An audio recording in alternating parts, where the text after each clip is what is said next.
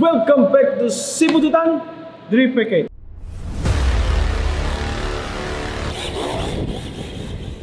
Jadi buat kalian semua yang baru aja nonton, pastiin kalian download APPS GNT karena GNT lagi ada promo. Promonya apa kau? 40% untuk pengiriman ya? Ya, diskon 40% untuk pengiriman kalian semua. Caranya gampang banget, kalian tinggal download APPS-nya di Play Store ada, di App Store ada. Jadi dari aplikasi itu kalian bisa melakukan order, tracking hingga komplain. Nah, semua komplainmu pasti akan bisa terselesaikan dengan cara yang baik. Lanjut, hari ini kita ngobrolin Sasis ya? sasis apa lower deck? Ya sama sih, barangnya sama. Barangnya sama. Banyak yang bingung ya, buat newbie abadi seperti kita nggak usah bingung, lower deck sama dengan sasis ya. Kalau kalian tanya kok bisa, ya sudah anggap aja begitulah. Lower kan deck bawah, Ya, lower. Sasis ya. Sasis ya itu. Ya, jadi Soalnya ada yang pakai atas namanya upper deck. upper deck. Nah, itu juga bagian dari chassis sebenarnya. Nah, kalau kita ngobrolin sasis itu arahnya ya, buat kalian semua yang agak bingung. Sasis itu arahnya kita ngomong ke sasis kit. Kalau lower deck itu arahnya kita ngomong ke sasis kosong. Ya, sudah perincilannya. Ya, betul. Lower deck adalah bagian dari sasis. Ya. Ya, itu lebih tepat buat kalian semua. Mana sih itu? Nah, ini dia. Mobil ini bisa berdiri. Ini loh. Nah, ini itu namanya sasis. Ini namanya sasis. Ini namanya lower deck. Ini juga lower deck. Apa bedanya? Ya, ini full plastik reinforced. Ini karbon. Kalau menurut Kocan apa bedanya? Kalau custom atau standar gitu aja kalau saya bilang sih. Jadi bedanya sasis saya, lower deck saya sama lower deck Kocan ini apa sih kira-kira? Pertama, simpelnya bahan. Betul. Ini entry level, dibuat dari plastik. Betul. Supaya murah. Betul. Start awal murah. Setelah itu nanti kalian main berapa bulan pasti gatel nih tangan, pengen Betul. upgrade. Betul. Upgrade terdekat ya ganti bahan yang lebih rigid, Betul. carbon fiber. Nah, kenapa kok ini diciptakan plastik? Kenapa kok ini diciptakan karbon? Lebih ke rigid ya. Lebih ke rigid. Plastik kan lebih lentur. Betul. Dia mungkin bisa ngejar rigid, tapi dengan pengaku akhirnya jadi besar, Bulky. ya, dan otomatis berat. Jadi berat. Ya. Tuh. Benar banget apa yang diomongin sama Kojon. Sasis sendiri itu punya plus dan punya minus. Sasis karbon seperti ini nilai plusnya adalah dia Ringan. itu ringan. Tapi nilai minusnya dia itu sangat rigid. Advantage-nya bagaimana cara menutup kekurangan dan kelebihannya adalah dengan memberikan lubang-lubang seperti ini. Nah, lubang ini membuat dia itu sangat flex, ya. Jadi bisa dibilang dia itu fleksibilitasnya dapat lah. Nah, ini ya. Kalian lihat, kayak mau patah ini ya.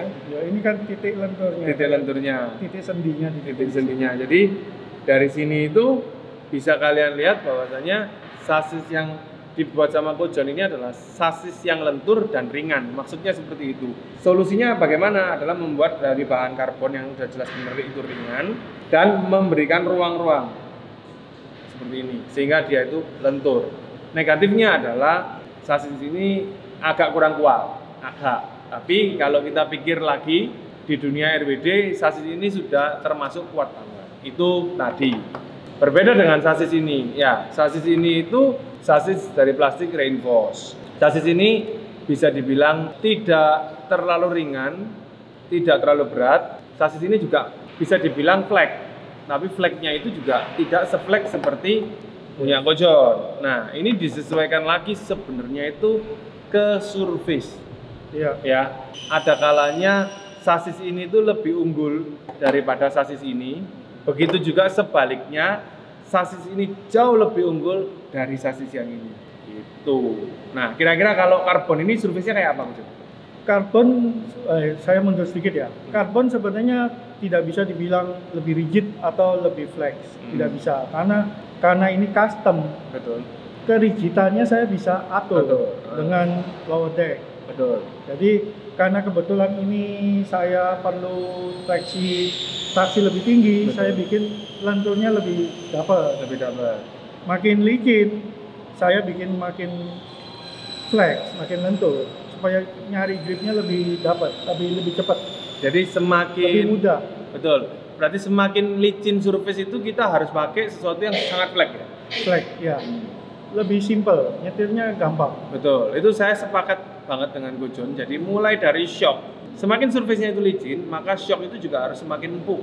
Oh, Terus sasis juga harus semakin flat ya. Jadi itu bener banget. Buat kalian semua yang bingung, waduh RC saya kok belum karbon ya, waduh RC saya itu kok gini ya, kok gitu ya. Kalian nggak usah bingung. Kenapa?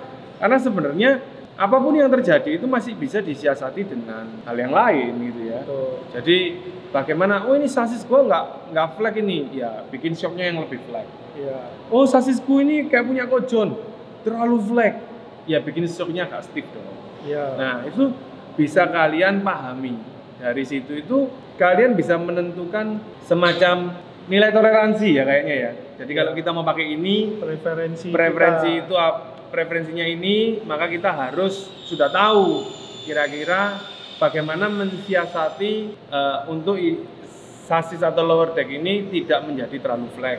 Bisa kalian pakai shock. Begitu juga kalau kalian pakai yang sasis yang agak stiff atau yang biasanya itu kalau kita ngomongin sasis stiff itu adalah sasis karbon yang full. Jadi bukan ini dan bukan ini ya. Dia full. Kayak YD2 itu kan full ya. Nah, Yokomo full YD2 dan lebar. Full dan lebar. Jadi twistnya juga nggak ada. ada. Itu enak kalau kalian buat main di pitayel, kalau kalian buat main di aspal, di karpet itu enak. Yang gripnya dapat. Ya. Betul. Cuman kalau kalian pakai di plaster atau tarmak atau keramik atau marmer ya itu kalian harus benar-benar sesuaiin di shock breakernya terutama, dan kalian juga harus atur bagian depan ya. Bagian depan itu nanti ada satu segmen khusus kita akan membahas bagian depan, sehingga dari situ Ackerman dapat menolong fleksibilitas dari mobilnya tentunya kan begitu. Nah, tapi bukan berarti mobil rigid itu nggak bisa main di track licin, nggak juga, karena kalau bagi orang yang sudah jago jarinya itu bisa menyesuaikan. Jarinya ada gironya. Ya, mobil rigid itu kalau saya bilang lebih siap action ya. Betul. Dia mau gini dia udah ready, kayak dia sudah kayak nyimpen energi potensial tinggi. Betul. Kalau flex itu kayak ya gemulai. Betul. Tapi enaknya apa? Kompromi bagi pemula itu lebih gampang. Betul. Kalau menurut saya gitu. Betul, masuk akal. Jadi fleksibilitas itu enak banget dibuat yang Ko Jon tadi cerita ya. Jadi itu memang benar. Jadi dari fleksibilitas itu kalian bisa banyak dikompromi ya, dan berkompromi. Kalau sasis yang stiff ya itu benar-benar ya istilahnya itu ya sudah siap gitu loh dengan segala macam bentukannya. Kalau kalian mau berkompromi ya kalian bisa pakai shock yang lembut, kalian bisa pakai velg yang high traction. Ada yang bilang sedikit banyak, ya anggapan sedikit dan sedikit. Nah, kalian anggap sedikit-sedikit, tapi kalau kalian kumpulin semua kan jadi banyak akhirnya. Ya, jadi velg high traction itu kan velg apa sih? Empuk kan? Empuk. Ya tujuannya kan flex kan? Flex. Nah, dia karena stiff dia cari flex di velg, di skok. Betul. Tapi yang nyetir suka gitu. Yeah. Jadi agaknya sulit ketika kita itu mau beralih ya. Jadi saya itu sempat mau pesen di JLR ya, karena JLR kan udah terbukti ya punya gambar yang presisi ya, punya alat yang presisi. Saya itu sempat mau ganti lower deck tempo hari. Ingat ya? Iya. Terus setelah pikir-pikir lagi ya, saya tak cari tempo permainan saya dulu. Cari dulu, saya usul jangan dulu deh. Ya. Latihan dulu yang banyak. Ya. Kenapa? Karena waktu itu saya masih masih merangkak gitu ya, belum labil. Masih labil. belum firm itu belum yakin. Kenapa? Karena saya terakhir main drift itu lama banget, dan settingan saya yang dulu nggak bisa saya implementasikan di RWD. Jadi RWD saya harus ganti settingan. Yang saya muscle memory saya berubah semua. Jadi akhirnya waktu itu sempat nyari, dan sampai hari ini pun kalau kalian tanya, jiwa saya lebih ke lower deck yang plastik. Kenapa? Ya karena saya suka karakter plastiknya. Tapi kalau lower deck ini kita ganti, kita beliin di di CLR ya. Banyak juga yang khusus ini kan, yang karbon. Ganti yang karbon. Yang merek luar. bisa saja itu akan membuat karakternya beda ya. Ini sektor krusial loh ini, tak beritahu ya. Bisa jadi karakter berubah, tidak sesuai dengan tempo ya. Saya flagnya itu saya masih suka gemulai, tapi saya suka deket-deketin orang. Nah itu bisa runyam, iya, bisa jadi runyam. belajar lagi gitu. Belajar lagi dan belum tentu setupnya itu ketemu. Jadi buat teman-teman, pentingnya menganalisa sasis itu adalah melihat surface kalian. Jadi kalau kalian mau menentukan, waduh ini nonton Siput Hutan biar nggak salah beli RC Drift, logikanya kan begitu ya. Ya bener gitu loh. Tapi kalian lihat dulu medan kalian itu rata-rata seperti apa. Kalau medan kalian itu gripnya banyak, kalian tontonlah di Jepang-Jepang itu. Nggak usah pakai sasis drift lah, pakai sasis TT01 aja loh, masih enak mainnya. Iya. Kenapa kok begitu? Ya, karena tempatnya nge-grip. Kalau kalian main geser lagi ke Amerika, sama kayak Jepang. Kalau kalian geser ke Hong Kong, buyar. Hong Kong treknya licin semua. Sedangkan beberapa produk yang mahal-mahal itu kan lahirnya di Hong Kong. Nah, jadi memang industrinya kan ke arah sana untuk area hobi lah. Kalau kita pernah ke sana itu kan di daerah Mongkok itu ya, itu kan satu Toko hobi semua ya. iya, satu kecamatan gitu ya. Itu isinya perusak kartu kredit kita itu. Jadi sentra. wah, iya sentra itu jadi kayak di Surabaya itu surganya mainan. di Surabaya itu kecamatan yang itu kan kalau di sana itu kan blok gitu ya. Jadi ya udah kayak satu sektor gitu. Kalian pakai motor, pakai mobil bisa, jalan kaki ya bisa. Kalau memang laki-laki hobinya mainan ya nggak capek di situ. Kenapa? Karena action figure ada, airsoft ada, RC ada, RC ini ada, semua ada. Jadi nggak mungkin nggak ada. Back to the topic. Jadi maksudnya itu adalah kalian lihat mau main di mana sih, bagaimana sih sebaiknya, kan begitu. Nah, dikit, saya boleh nambahi ya? ya. Sebenarnya bikin chassis itu saya bikin bukan cari grip atau flex. Awalnya bukan itu. Awalnya saya pingin merubah layout, noto, servo. Kenapa harus di sini? Saya kalau mau servo di belakang gimana? Gak ada lubangnya kan? Betul. Saya bikin lubang sendiri. Baterai awalnya di sini. Supaya lebih kencang, berat makin ke belakang, Betul. harus mundurin baterai. Betul.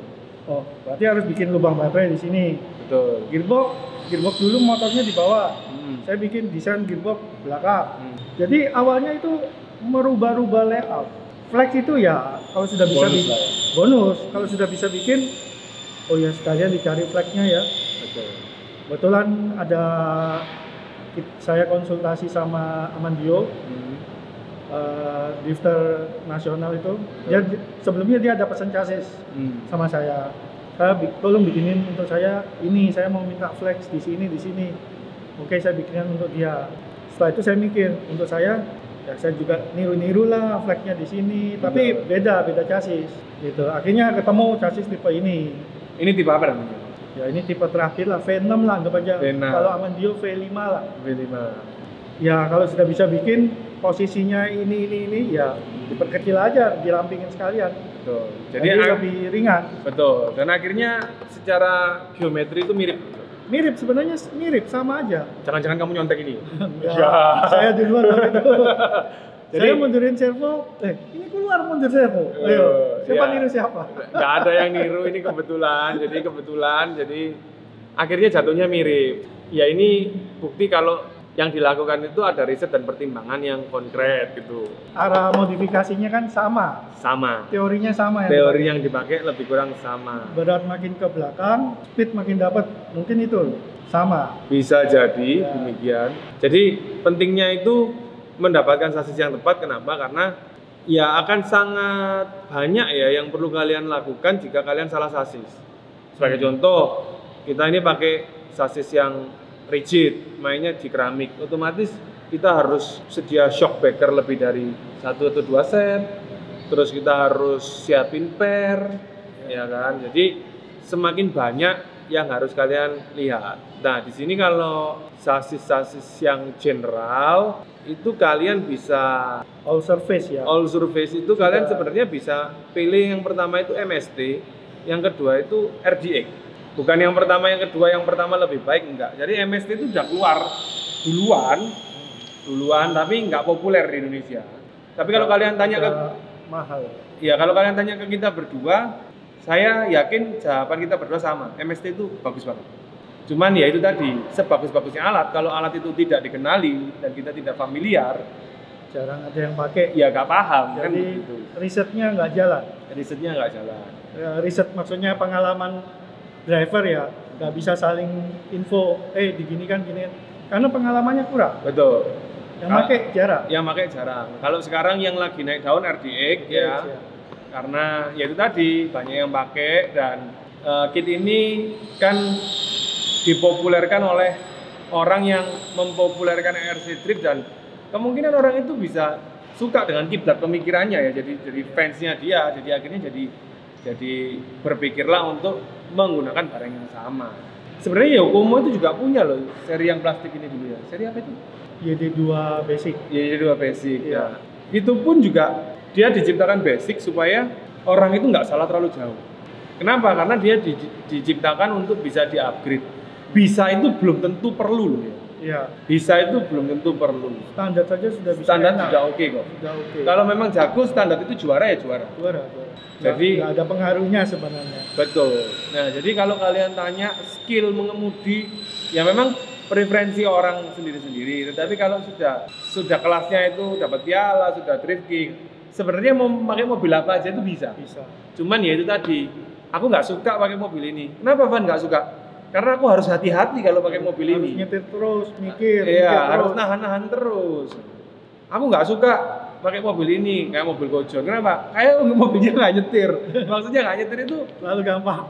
ya bukan hanya terlalu gampang, kalian tinggal ngikutin flow-nya aja sebenarnya. Jadi flow itu apa? Bantingan kiri, bantingan kanan. Dari situ nanti kalian itu bisa mendapatkan momentum yang kalian suka. Belajar drift itu memang berat sob. Cuman lebih berat lagi kalau kalian nggak punya pegangan. Maksudnya pegangan itu begini, bukan kita berdua ngeracunin kalian beli RC Drift. Kalau memang kalian cinta, kalian memang suka, ya at least kalian kan harus coba. At least kalian punya satu. Nah, dari mobilmu ini, kamu explore. Jangan kamu nge-explore mobil saya, terus kamu nge-explore mobil Gojon, kamu nge-explore mobil Citos, jangan. Semua mobil sama lah, semua kit Iya, sama. semua kit Asal sama. jangan salah beli yang mainan ya, jangan yang mainan. Jangan yang mainan. Ada tuh yang merek ikan terbang. Flying Fish. Iya. Oh, bisa juara loh itu. Tapi kalau dibandingkan ini kan Jauh, jauh, jauh. itu mainan. Oke, bisa ngedrift, tapi kalau dilawan ya. Jadi sebenarnya begini sob, itu bukan maksudnya mainan itu bukan toys, bukan itu RC hobi, RC Probo. Cuman itu RC ketemunya nanti RC konversi. Nah, apa sih RC konversi? RC konversi adalah sebuah RC yang punya 4 roda, dibuat ngedrift dengan cara mengikuti drift spec. Ya, jadi RWD, dia ikut RWD.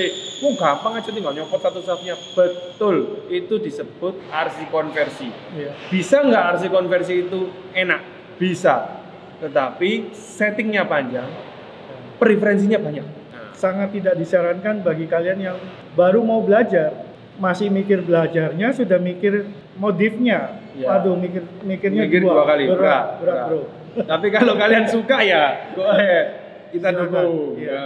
Tapi pengalaman orang yang sudah terjun dengan arah begitu, Nah, kalau ditanya, kalau diulangi mau nggak mulai dari itu lagi? Nggak mau, mending beli kit. Betul. Jadi kit proper. kenapa? Ya, kit yang ini kan drifting. Ya, Ya. judul kita itu kan drift package. Ya, istilahnya itu bisa nggak sih kamu main tenis pakai sepatu basket? Bisa. Nggak pakai sepatu aja bisa kok kalau Bisa. uang. Ya, Bisa jago? Bisa. bisa, nggak ada masalah. Mau pakai sepatu bola pun bisa kalau kamu sanggup gitu. Iya. Cuman maksudnya pembicaraan kita ini dengan tidak menyinggung orang lain, yaitu gunakanlah yang proper, yang semestinya lah. Sudah Dipikirin khusus gitu. untuk itu. Itu akan sangat mudah dan RC Drift itu nggak mahal kok sob. Asal kalian tahu yang perlu dibeli dan yang tidak perlu dibeli. jarang rusak kan. Iya, jarang rusak tapi sering upgrade. Upgrade kan hati. Hati. Gatel. Emosi atau kebutuhan? emosi mata ya. Lapar Emosi, mata. emosi, saya emosi gitu. Saya nggak perlu upgrade, ya nggak perlu. Tapi kebutuhan karena temennya upgrade semua. Dulu itu jadi seperti itu, tapi sekarang enggak sob. Jadi sekarang itu ada banyak sekali yang bisa kalian jadikan pertimbangan, karena zaman saya dulu terjun itu jangankan dinamo, jangankan ISC, dinamo aja 1 blamer harganya mahal. Sekarang ya kalian bisa samain, mau pakai ISC A harganya murah, ampernya gede, mau pakai ISC B harganya mahal, ampernya sama kayak yang murah. Itu sudah ada, jadi benchmarknya itu sudah bisa fight lah ya. Jadi di situ memang pentingnya kalian mengenali yang tadi itu, dari sasis, dari layout. Kenapa sih kok kita ngobrolin sasis ya? Karena supaya modal kalian itu nggak tersedot banyak gara-gara kesalahan yang sangat mungkin terjadi, yaitu sasis. Kenapa? Sasis menentukan segalanya. Sasis menentukan mobil itu sebenarnya rigid atau flat, kan begitu. Kalau kalian mainnya itu di surface yang high traction, enak pakai yang rigid.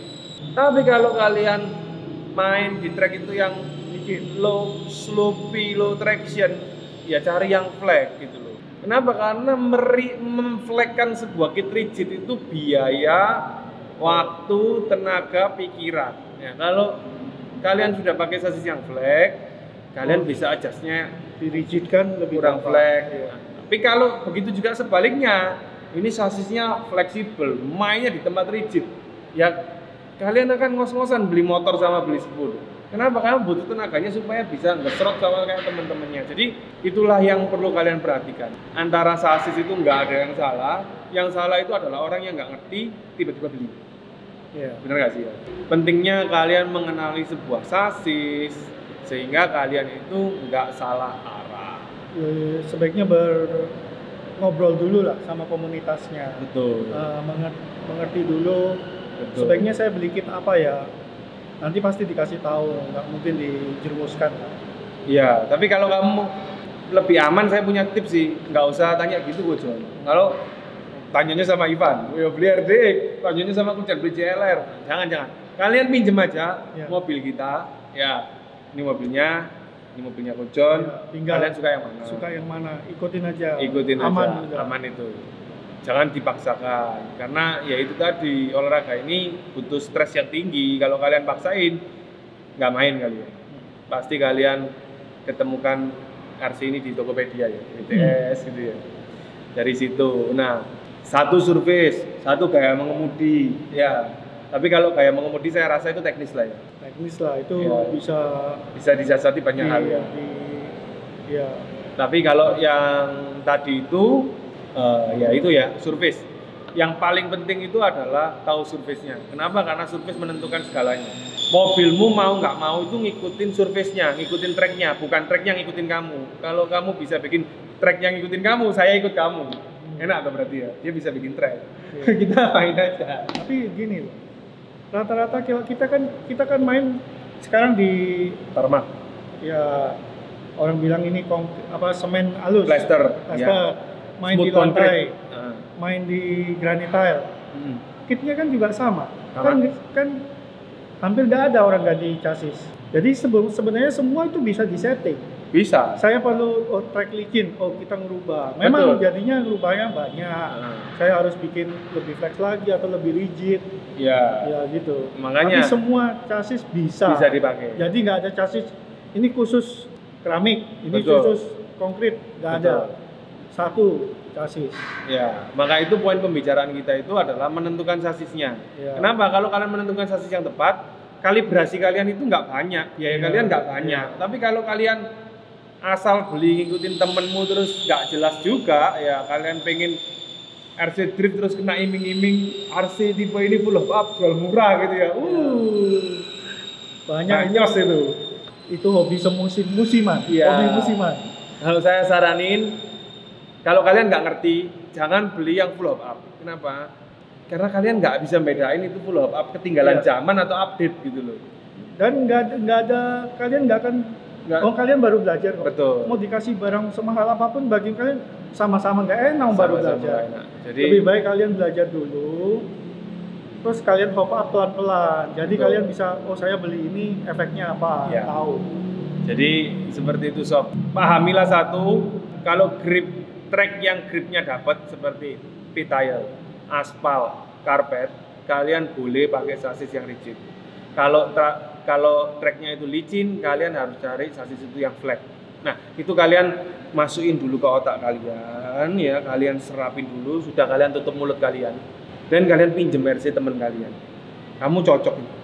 Kamu lihat sasisnya itu keras atau flat. Nah, kamu ingat-ingat dari situ kamu cari korban berikutnya, kamu pinjam teman yang lain, tentuin sehingga kalian itu bisa melihat mana sih kira-kira sasis yang paling enak. Nah, saya lihat ini, misalnya sasis si A gitu, sasis si A ini enak.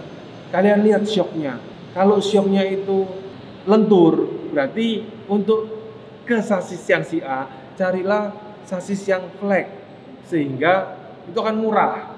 Tapi kalau ini shocknya keras banget, si A ini shocknya keras banget, maka kalian harus cari sasis yang rigid. Kenapa? Karena merigidkan barang yang rigid itu murah daripada merigidkan barang yang flat. Begitu juga sebaliknya, merigidkan barang flat itu mahal daripada memflatkan barang flat.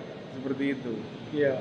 Itulah poin pentingnya kita bicara sasis. Seolah memang nggak penting ya Ko Joni ya.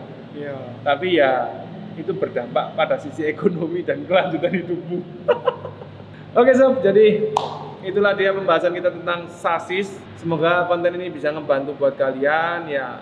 Kalau kalian ada pertanyaan silahkan tulis di kolom komen dan kindly please kalian share karena sharing kalian penting buat kita semua.